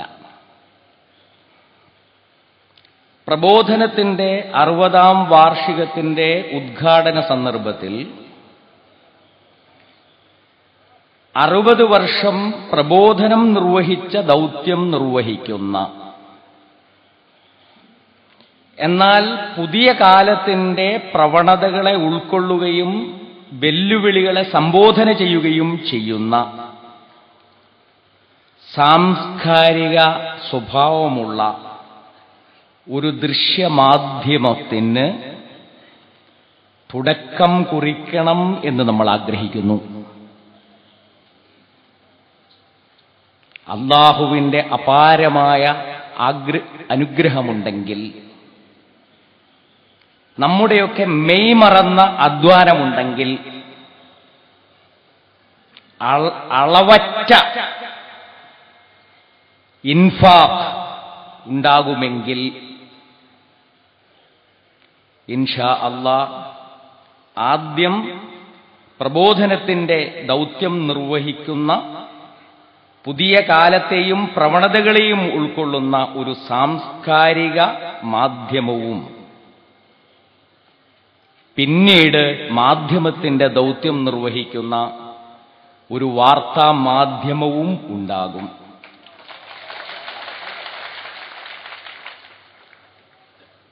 നമ്മുടെ എല്ലാവരുടെയും ആഗ്രഹമാണ്. പക്ഷെ എളുപ്പമായിരിക്കില്ല. സ്ഥാപിക്കലും കൊണ്ടു നടത്തലും വളരെ പ്രയാസകരമായ കാര്യമായിരിക്കും. പടച്ചവൻ നമ്മെ തുണക്കുമാറാകട്ടെ. ഇവ രണ്ടും നമ്മുടെ ആയുസ്സിൽ തന്നെ സംഭവിക്കുവാൻ അള്ളാഹുവിന്റെ ഉദക്കമുണ്ടാകുമാറാകട്ടെ. വആഖിറു ദഅ്വാന അനിൽ ഹംദുലില്ലാഹി റബ്ബിൽ ആലമീൻ. ബഹുമാന്യനായ TK സാഹിബ് നിങ്ങളോട് സംസാരിക്കാം. അതിന് അദ്ദേഹത്തെ ആദരപൂർവ്വം ബഹുമാനപൂർവ്വം ക്ഷണിച്ചുകൊള്ളുന്നു. അസ്സലാമു അലൈക്കും. അൽഹംദുലില്ലാഹ് നഹ്മദുഹു വനുസല്ലി അലാ റസൂലിഹിൽ കരീം. ഇന്ന് 2009 ഒക്ടോബർ 2. ഹാജി സാഹിബ് മരണപ്പെട്ടത് 1959 ഒക്ടോബർ 2. അത്ഭുതകരവും ദൈവഹിതാനുഗതവുമായ ഈ മഹത്തായ യാദൃച്ഛികതയ്ക്ക് മുമ്പിൽ ഞാൻ നിർനിമേഷനായി നിന്നുപോകുന്നു. അല്ലാഹു സ്വീകരിക്കുമാറാകട്ടെ. ഈ ഉൾനാടൻ ഗ്രാമത്തിൻ്റെ ഉൾത്തുടിപ്പുകളിൽ ഒരു മഹാപ്രസ്ഥാനത്തിൻ്റെ ചരിത്രം ഉറങ്ങുമ്പോൾ ഈ വിശുദ്ധ മണ്ണിൽ ആ പ്രസ്ഥാനത്തിൻ്റെ അമരത്തിരുന്ന അതികായൻ അന്ത്യവിശ്രമം കൊള്ളുമ്പോൾ അവരോടൊപ്പം ആ പ്രസ്ഥാനത്തോടൊപ്പം ഈ മണ്ണിൽ പതിറ്റാണ്ടുകൾ അലിഞ്ഞുചേർന്ന കണ്ണിചേർന്ന എനിക്ക് വികാരനിർഭരമായ പല ഓർമ്മകളും ഉണർന്നു വന്നാൽ സ്വാഭാവികം. പക്ഷേ അതൊക്കെ ഞാൻ പറയാൻ പോവുകയാണ് എന്ന് നിങ്ങൾ വല്ലാതെ പ്രതീക്ഷിക്കരുത്. നമ്മൾ ഒരു മഹാസമ്മേളനത്തിൻ്റെ അന്ത്യത്തിലേക്ക് നീങ്ങിക്കഴിഞ്ഞു. ഇപ്പോൾ ഫലിതം പറയാൻ പാടുണ്ടായിരുന്നെങ്കിൽ മുഖ്യപ്രഭാഷണത്തിൻ്റെ അർത്ഥം അന്ത്യപ്രഭാഷണമാണെന്നോ അന്ത്യപ്രണാമം ആണെന്നോ ഞാൻ പറയുമായിരുന്നു. ശൈലി തുടങ്ങിപ്പോയത് തമാശയിൽ കൂടി അല്ലാത്തതുകൊണ്ട് അങ്ങനെയൊക്കെ പറയാൻ എനിക്ക് പ്രയാസമുണ്ട്. ഇവിടെ നേരത്തെ ഞാൻ ദൂരെ നിന്ന് കേട്ട അമീർ അവറുകളുടെ പ്രഭാഷണത്തിൽ എൻ്റെ ഉജ്ജ്വലമായ വരാൻ പോകുന്ന പ്രസംഗത്തെക്കുറിച്ചുള്ള പരസ്യനീതി പുലർത്തുന്നതാണ് എന്ന നിലയിൽ അഭിനന്ദനാർഹമാണ്. പക്ഷേ ആ ഞാനല്ല ഈ ഞാൻ എന്ന് അമീറിന് അറിയാത്തതല്ല. പ്രബോധനത്തിൻ്റെ ആദ്യഘട്ടത്തിൽ ഇത്തരം പരസ്യങ്ങൾ പ്രസിദ്ധീകരിക്കുമായിരുന്നില്ല. മാധ്യമത്തിൽ ആവാം എന്നാണ് അമീർ അവറുകൾ പറയുന്നത്. ഞാനും യോജിക്കാം. കാരണം അത് നടക്കണമല്ലോ. എന്താണ് പ്രബോധനത്തിൻ്റെ നേട്ടം എന്ന് ചോദിച്ചാൽ, നിങ്ങളുടെ മനസ്സിൽ ഓർമ്മയ്ക്ക് ഒരു വാചകം ഞാൻ പറയാം. 6 രാജ്യങ്ങളിൽ നിന്ന് സ്വദേശത്തും വിദേശത്തുമായി 6 രാജ്യങ്ങളിൽ നിന്ന് 16 എഡിഷനിൽ പുറപ്പെടുന്ന മലയാളത്തിലെ ഏറ്റവും മൂർച്ചയുള്ള ദിനപത്രത്തിന്റെ ദേശീയ എഡിറ്ററും ഗൾഫ് മാധ്യമം എഡിറ്ററും അബ്ദുറഹിമാനും ഹംസ അബ്ബാസും ജേർണലിസം പഠിച്ചത് ഈ പ്രബോധനത്തിൽ നിന്നാണ്. അലി മഞ്ഞളാങ്കുളി എനിക്ക് മാത്രമേ നിങ്ങൾ കൈയടിക്കുകയുള്ളൂ എങ്കിൽ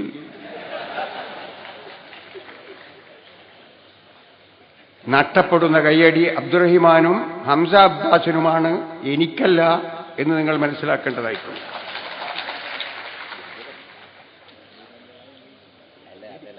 ഇതാണ് പ്രബോധനത്തിന്റെ കാണപ്പെടുന്ന ഒരു നേട്ടം.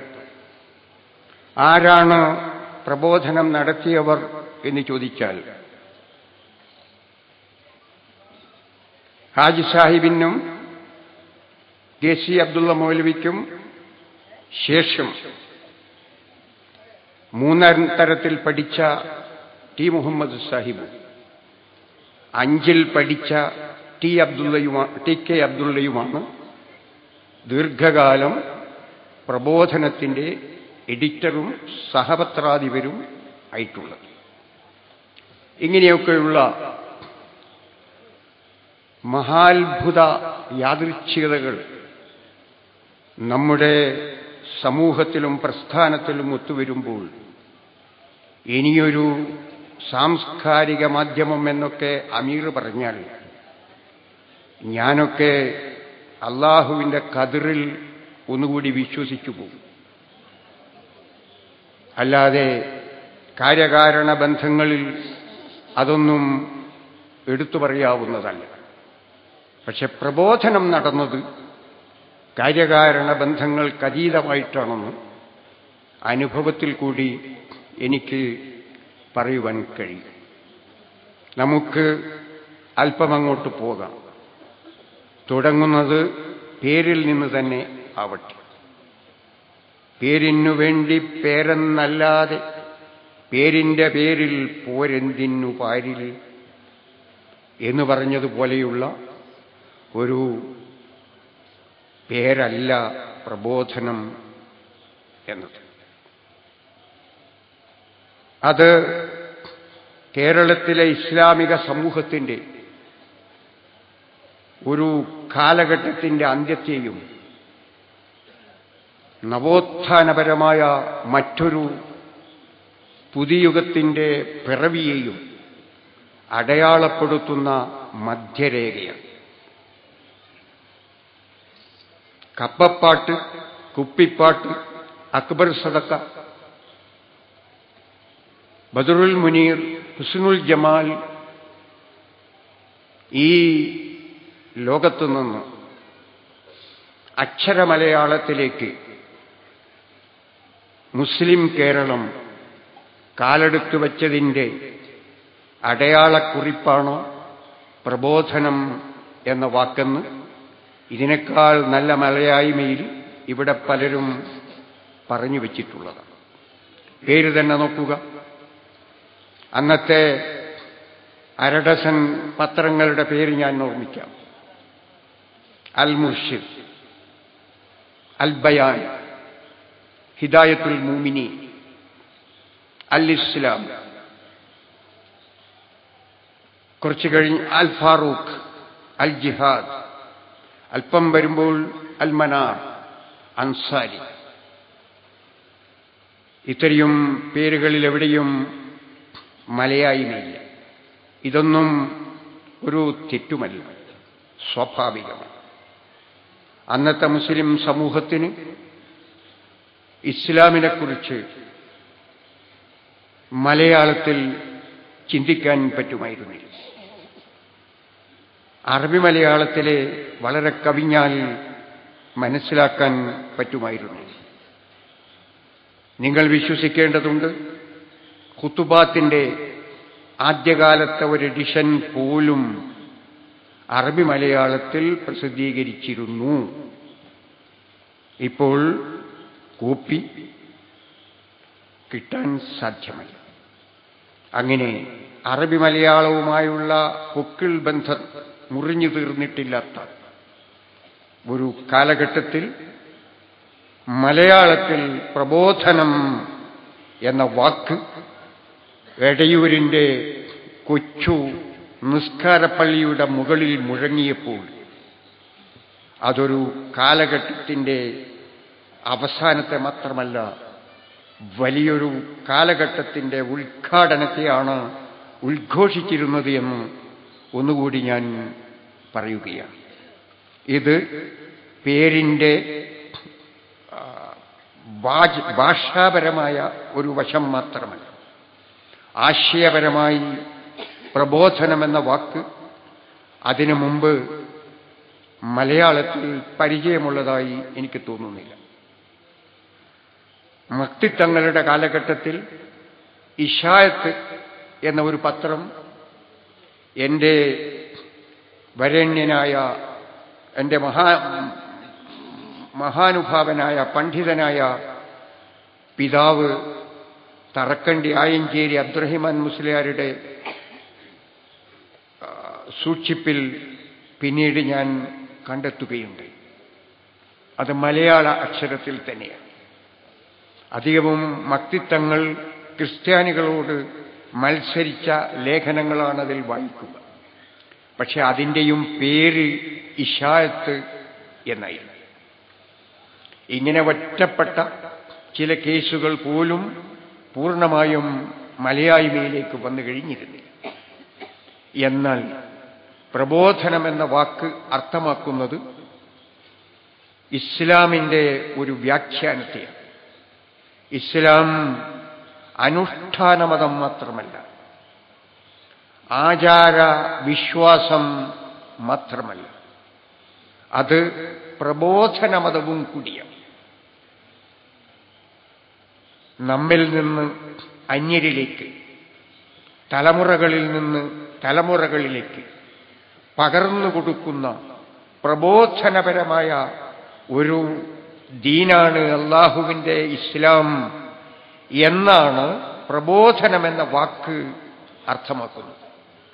തികച്ചും യാദൃച്ഛികമായി ഞാൻ നേരത്തെ ഹാജി സാഹിബിന്റെ മരണത്തീയതിയും ഈ സമ്മേളനത്തിന്റെ തീയതിയും തങ്ങളവർകൾ പറഞ്ഞു തന്നതിൽ നിന്ന് മനസ്സിലാക്കി പറഞ്ഞതുപോലെ ഇന്ത്യൻ ജമാഅത്തെ ഇസ്ലാമിയുടെ മുഖപത്രം ദാവത്ത് എന്ന പേരിലാണ് പ്രസിദ്ധീകരിച്ചത്. അതിനു മുമ്പ് ഇൻസാഫ് എന്ന പേരിൽ ജമാഅത്ത് അനുഭാവമുള്ള രണ്ടുപേരുടെ ഒരു പത്രമാണ് പകരമുണ്ടായിരുന്നത്. ഔദ്യോഗികമായി മുസ്ലിം സാഹിബിന്റെ മുഹമ്മദ് മുസ്ലിം സാഹിബിന്റെ പത്രാധിപത്യത്തിൽ പ്രസിദ്ധീകരിച്ച ദ്വൈവാരിക ആഴ്ചയിൽ 2 പ്രസിദ്ധീകരിക്കുന്ന നിലവിലുള്ള ദാവ പത്രം ഇതേ അർത്ഥം കുറിച്ച ദാവത്ത് എന്ന പേരിൽ തന്നെയാണ് പ്രസിദ്ധീകരിച്ചത്. അപ്പോൾ ഇസ്ലാമിന്റെ പ്രബോധന വശത്തെയാണ് ഇത് പ്രതിനിധാനം ചെയ്യുന്നത് എന്നുകൂടി നാം അർത്ഥം മനസ്സിലാക്കേണ്ടതാണ്. എന്റെ നാടിനടുത്ത് നല്ല വിവരമുള്ള ഷാഫി മദ്ഹബിലെ ആധികാരിക ജ്ഞാനമുള്ള ഒരു പണ്ഡിതനുണ്ടായിരുന്നു. അദ്ദേഹത്തിന്റെ മതം, വിശ്വാസം, അഭിപ്രായം ബാങ്കെത്തിയ നാട്ടിലെല്ലാം ദാവത്തെത്തി എന്നായിരുന്നു. മുസ്ലിമീങ്ങൾ പ്രത്യേകിച്ച് ദാവത്ത് ചെയ്യേണ്ടതില്ല, ബാങ്ക് കൊടുത്താൽ മതി. ബാങ്ക് കൊടുത്തത് കേട്ടാൽ അവിടെയൊക്കെ ഇസ്ലാമിന്റെ ദാവത്തെത്തി. അല്ലാഹു അക്ബർ, അല്ലാഹു അക്ബർ, ലാ ഇലാഹ ഇല്ലല്ലാഹ് എന്നൊക്കെയല്ലേ പറയുന്നത്. ഈ പറഞ്ഞത് ഒരു പണ്ഡിതൻ വെറുതാവിൽ പറഞ്ഞതല്ല, മറ്റൊരു അർത്ഥത്തിലാണ് അദ്ദേഹം അത് പറയുന്നത്. ആ അർത്ഥം നിലവില്ല എന്നത് മറ്റൊരു വസ്തുതയാണ്.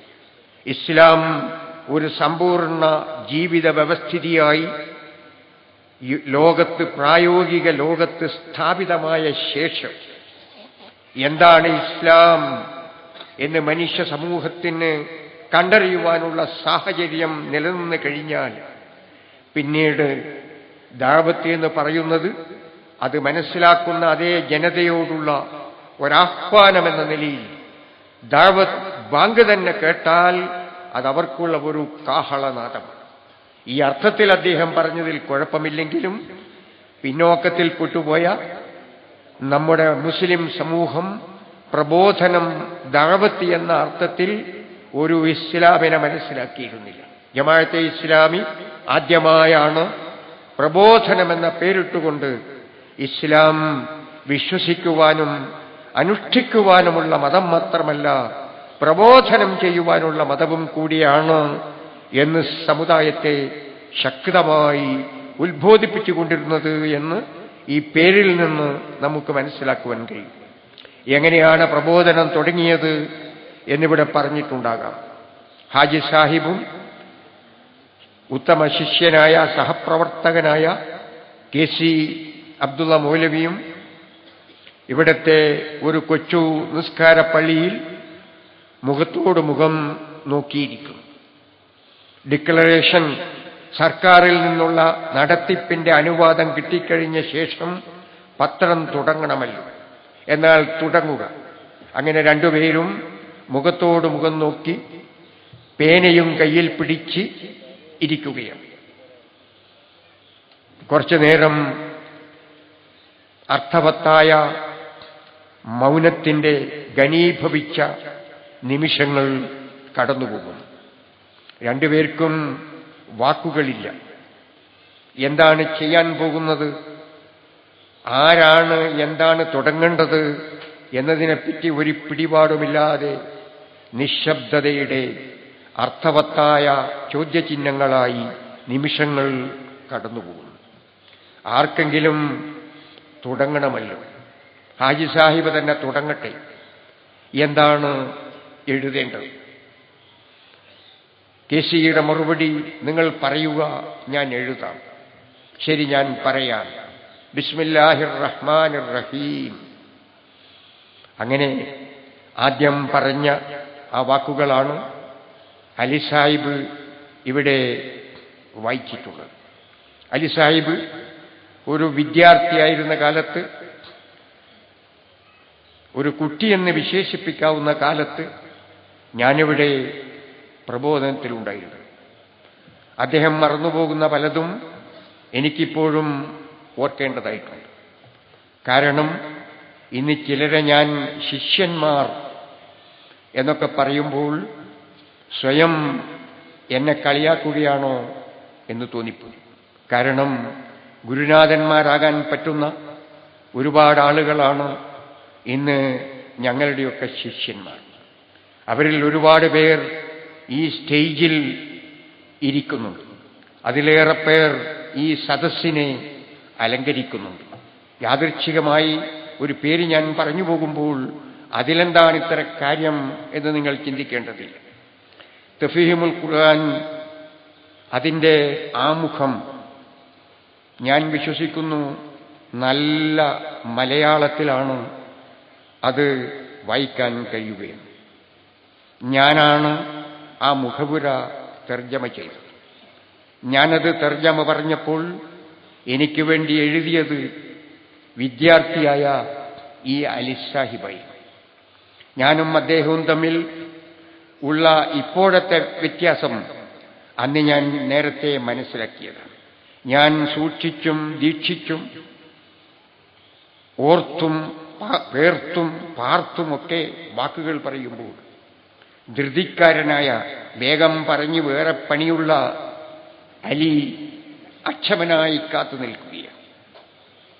അദ്ദേഹത്തിന്റെ അക്ഷമയും എന്റെ ക്ഷമയും നടത്തിയ സമരത്തിന്റെ പ്രതിഫലനമാണ് ഇന്ന് തർജുമാനുൽ ഖുർആൻ, തഫ്ഹീമുൽ ഖുർആനിന്റെ ആമുഖം. ഞാനെന്താണ് ചിന്തിക്കുന്നതെന്ന് ചോദിച്ചാൽ, അതിന്റെ സാധുതയും സത്യതയും എന്നൊരു വാക്ക് ഞാൻ പ്രയോഗിച്ചിട്ടുണ്ട്. സാധുത എല്ലാവർക്കും അറിയാം. സത്യത എന്ന ഒരു മലയാളം എനിക്കറിയില്ല, എനിക്ക് പോലും അറിയില്ല. പക്ഷെ ആ സ്ഥാനത്ത് അതിൻ്റെ സാധുതയും സത്യതയും എന്ന് പറയാതെ അതൊരു നല്ല മലയാളമാവുകയില്ല എന്ന് എൻ്റെ മനസ്സാക്ഷി പറയും. അപ്പം ഞാൻ ചിന്തിക്കും, അലി സാഹിബിനുണ്ടോ അതിന് നേരം? ഇങ്ങനെയൊക്കെ ഞങ്ങളുടെ ശിഷ്യന്മാരായിരുന്ന ആളുകളാണ് ഇന്ന് ഈ പ്രസ്ഥാനത്തെ കൊണ്ടു നടത്തുന്നത്. അബ്ദുറഹ്മാൻ സാഹിബിന്റെ കാര്യം ഞാൻ പറഞ്ഞു. അങ്ങനെ KC അബ്ദുള്ള മൗലവിയും ഹാജി VP മുഹമ്മദ് അലി സാഹിബും ആരംഭം കുറിച്ച പത്രം ഏതാനും ലക്കങ്ങൾ എങ്ങനെ നടന്നു എന്നെനിക്കറിയില്ല. ഞാനതിൻ്റെ ഒരു വായനക്കാരൻ മാത്രമാണ്. അപ്പോൾ ഞാൻ ആലിയ അറബിക് കോളേജിലെ വിദ്യാർത്ഥിയായിരുന്നു.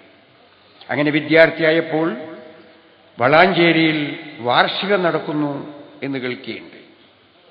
ഞാൻ ഉമ്മ കവറിലിട്ടയച്ച 5 രൂപ അടക്കം മുമ്പ് ശേഷിച്ച എല്ലാ ചില്ലറ തുട്ടുകളും കൂട്ടി നോക്കിയപ്പോൾ 10 രൂപ എത്തിയില്ല.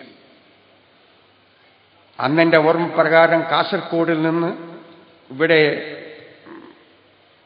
കുറ്റിപ്പുറത്ത് വണ്ടി ഇറങ്ങണമെങ്കിൽ 10 രൂപ വേണമായിരുന്നു. അതുകൊണ്ട് ഞാൻ തീരുമാനിച്ച് സമ്മേളനത്തിൻ്റെ റിപ്പോർട്ട് വായിക്കണം. അന്നിപ്പറഞ്ഞ ദൃശ്യ മാധ്യമമില്ലല്ലോ. അങ്ങനെയാണ് ഞാൻ പ്രബോധനം വായിച്ച് മതിയാക്കിയതാണ് എന്ന് പറഞ്ഞു.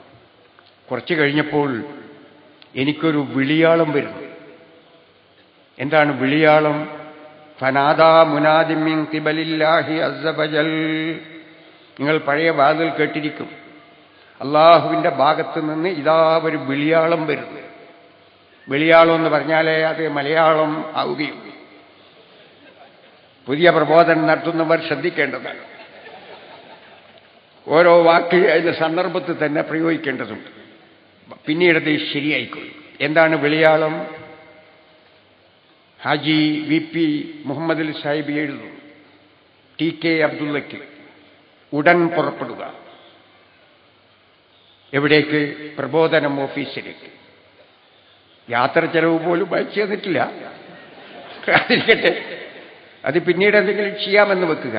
പക്ഷേ ഞാൻ പഠിച്ചുകൊണ്ടിരിക്കുന്ന പച്ചക്കരിമ്പ്, മധുരമുള്ള പച്ചക്കരിമ്പ് ചവച്ച് തിന്നുന്നതുപോലെ വിദ്യാഭ്യാസത്തിൽ മുഴുകി ലയിച്ച് ആർത്തിയോടെ കവർന്നു തിന്നുകൊണ്ടിരിക്കുന്ന, മുലപ്പാൽ കുടിക്കുന്ന കുട്ടിയെ പിടിച്ചു വലിക്കും പോലെയാണ് ഈ കത്ത് വരുന്നത്.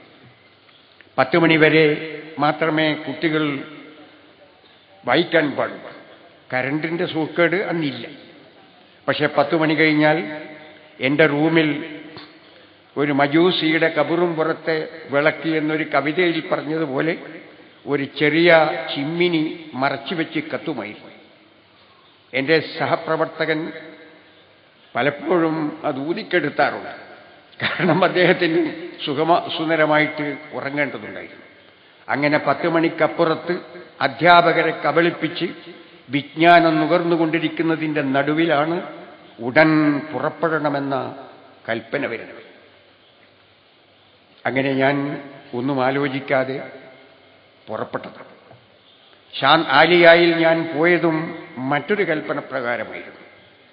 ഒരു ചരിത്ര രസകരമായ ഒരു സംഭവത്തിൻ്റെ ശേഷം എൻ്റെ നാട്ടിൽ മതപ്രസംഗം നടത്തിയ മർഹൂം ജനാബ് ഇസുദ്ദീൻ മൗലവി അവർകൾ അവസാനത്തെ പ്രസംഗത്തിന് ശേഷം എല്ലാവരും പോയിക്കൊണ്ടിരിക്കെ ഒരു വിരൽ തുമ്പിൽ എന്നെ പിടിച്ചു നിർത്തി. അത്തരം ആജ്ഞകൾക്ക് ഇച്ഛാശക്തിയുണ്ട്. ഞാൻ നിന്നുപോയി. ആളുകളധികവും പോയി കഴിഞ്ഞ ശേഷം എന്നോട് ചോദിച്ചു, അബ്ദുറഹിമാൻ മുസ്ലിയാരുടെ മകനല്ലേ? അതെ. ഇത്രാം തീയതി ആലിയായിലേക്ക് പുറപ്പെട്ടു. അതും ഒരു കൽപ്പനയായി.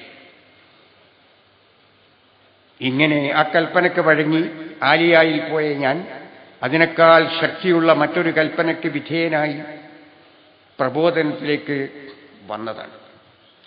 സത്യം മൈക്കിലല്ലാതെ പറഞ്ഞാൽ ഇന്നും ഞാൻ ഒരു തീരുമാനമെടുക്കാൻ കഴിഞ്ഞിട്ടില്ലാത്ത ഒരവസ്ഥയിലാണ്. അന്ന് ഞാൻ ഇറങ്ങിപ്പോന്നതാണോ ശരി, പോകാതിരിക്കുന്നതാണോ ശരി? കാരണം ധർമ്മസങ്കടമാണ് സംഭവിച്ചത്. എനിക്ക് പൂർത്തീകരിക്കേണ്ടുന്ന ഒരുപാട് അടിസ്ഥാന വിദ്യാഭ്യാസമുണ്ടായിരുന്നു, ഫന്നുകളുണ്ടായിരുന്നു. അതൊക്കെ പാതി വഴിയിൽ വിട്ടേച്ച് ഞാൻ പ്രസ്ഥാനത്തിലേക്ക് ഇറങ്ങി വന്നതാണ്. ആ നഷ്ടപ്പെട്ടത് പിന്നെ ആ രൂപത്തിൽ തിരിച്ചു പിടിക്കാൻ പ്രസ്ഥാനത്തിൽ വന്നാൽ കഴിയില്ല, കഴിഞ്ഞിട്ടില്ല. ഇതൊരു പോരായ്മയാണ്. അതേ അവസരത്തിൽ പ്രബോധനത്തിൽ വന്നപ്പോൾ മറ്റൊരു പ്രപഞ്ചം, മറ്റൊരു ലോകത്തിന്റെ കവാടമാണ് എനിക്ക് തുറന്നു കിട്ടിയത്. ഉറുദു പാഠപുസ്തകത്തിൽ മാത്രം പഠിച്ച ഞാൻ ഇവിടെ വന്നപ്പോൾ ഇസ്ലാമിക ഉറുദു സാഹിത്യത്തിന്റെ ഒരു മഹാപ്രപഞ്ചത്തിന്റെ നടുവിലാണ് വന്ന് വീണിരിക്കുന്നത്. ഹാജി സാഹിബിന് പോലും അതൊക്കെ മുഴുവൻ നോക്കാനൊന്നും സമയമില്ല. കാരണം പ്രബോധനം നടത്തുന്ന അവസാന ദിവസങ്ങൾ ഒഴിച്ച് അദ്ദേഹം ടൂറിലാണ്, പര്യടനത്തിലാണ്. എന്നാലും പലതും എന്നോട് ചോദിക്കും. അപ്പൊ അതിനുവേണ്ടിയും സ്വന്തം നിലയിലും ഒരു വലിയ ഭണ്ണാകാരം അന്ന് വായിക്കാൻ അവസരമുണ്ടായതുകൊണ്ടാണ് എന്തെല്ലാമോ മറുവശത്ത് എനിക്ക് ലഭിച്ചിട്ടുള്ളത്. ഞാൻ പറയുന്നു, ഒന്ന് നഷ്ടപ്പെട്ടപ്പോൾ മറ്റൊന്ന് നേടിയെടുത്തു. എന്തായാലും പ്രബോധനം അന്ന് നടത്തിയത് എനിക്ക് പോലും വിശ്വസിക്കാൻ സാധ്യമല്ല. ആദ്യമായി ലഭിച്ച ഡ്യൂട്ടി റേപ്പർ ഒട്ടിക്കൽ, അഡ്രസ് എഴുതൽ. അതായത് പത്രം പോലീസിന്റെ കുപ്പായത്തിന്റെ നിറത്തിലുള്ള ഒരു കടലാസ് കൊണ്ട് ഒട്ടിക്കും. അതിമേലാണ് സ്റ്റാമ്പും അഡ്രസ്സും എഴുതുക. ഒരു കാക്കി കളറിലുള്ള കടലാസ്, അതിനാണ് റേപ്പർ എന്ന് പറയുന്നത്. അതിമേൽ പേരെഴുതിയ, സീൽ ഒട്ടിക്കുക. ഇതാണ് ഒന്നാമതായിട്ട് കിട്ടിയ ക്ലറിക്കൽ പോസ്റ്റ്. അപ്പോഴാണ് മൗദൂദ് സാഹിബിന്റെ ചപ്രാസി പ്രസംഗം ഞാൻ ഓർത്തുപോയി. ഒരു അനിസ്ലാമിക രാഷ്ട്രത്തിലെ ഗവർണറോ പ്രസിഡന്റോ ആകുന്നതിനേക്കാൾ എനിക്ക് ഹൃദ്യം ഇസ്ലാമിക രാഷ്ട്രത്തിലെ ചപ്പറാസിയാകുന്നതാണ്. അങ്ങനെ ചപ്പറാസി പണിയാണ് ആദ്യമായിട്ട് ക്ലറിക്കൽ പോസ്റ്റിൽ എനിക്ക് ലഭിച്ചിട്ടുള്ളത്. പക്ഷേ അതോടൊപ്പം തന്നെ സഹപത്രാധിപരുടെ ഒരു പണിയും ഞാൻ മെല്ലെ മെല്ലെ ചെയ്തു കൊടുക്കേണ്ടതുണ്ടായിരുന്നു. ആദ്യം ഹാജി സാഹിബ് എന്നെ പരീക്ഷിക്കുന്നത് ഞാൻ മനസ്സിലാക്കി. തർജ്ജമ ശരിയാകുന്നുണ്ടോ? ഏതാനും പരീക്ഷകൾക്ക് ശേഷം പിന്നെ അദ്ദേഹം ചെയ്യുക എന്താണെന്ന് പറഞ്ഞാൽ ഒരൊറ്റ ഇരിപ്പിന് തന്റെ ലേഖനം അങ്ങ് പറഞ്ഞു തരും. പിന്നെ തിരിഞ്ഞു നോക്കൂല, തെറ്റും ശരിയും തിരിഞ്ഞു നോക്കൂല. ഞാൻ ശരിപ്പെടുത്തിക്കൊള്ളണം. അച്ചടിക്ക് വന്നിട്ട് പ്രമാദമായ വല്ല വിഷയമുണ്ടെങ്കിൽ മാത്രമേ ചൂണ്ടിക്കാട്ടുകയുള്ളൂ. പ്രോത്സാഹനത്തിന്റെയും വളർത്തിയെടുക്കുന്നതിന്റെയും ആധികാരികമായ ഒരു രീതിയാണതെന്ന് പിന്നീട് ഞാൻ മനസ്സിലാക്കുകയുണ്ട്. തർജ്ജമ ഒരിക്കലോ രണ്ടു വട്ടമോ പരിശോധിച്ച ശേഷം പിന്നെ എന്റെ വിശ്വാസിൽ അദ്ദേഹത്തിന് പൂർണ്ണ വിശ്വാസമായി. ഇതാണ് അതിന്റെ രഹസ്യം. കഴിയുന്നത്ര സൂക്ഷിച്ചിട്ടാണ് ടി.കെ. അത് ചെയ്യുക എന്ന ഒരു ധാരണ ഹാജി സാഹിബിനുള്ളതുകൊണ്ട് വല്ലാതെ അത് പിന്തുടരുകയില്ല. അങ്ങനെ സഹപത്രാധിപരുടെ പേരൊന്നുമില്ലാതെ ആ പണി ഞാൻ ചെയ്തുകൊണ്ടിരുന്നു. പക്ഷേ ഈ ക്ലറിക്കൽ പോസ്റ്റ് വല്ലാത്ത ഒരു ഏർപ്പാടായിരുന്നു. അത് തുടരേണ്ടി വന്നില്ല.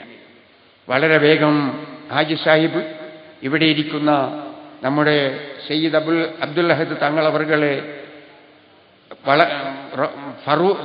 പുളിക്കൽ മദീനത്തുൽ ഉലൂമിലെ അധ്യാപകനായിരിക്കെ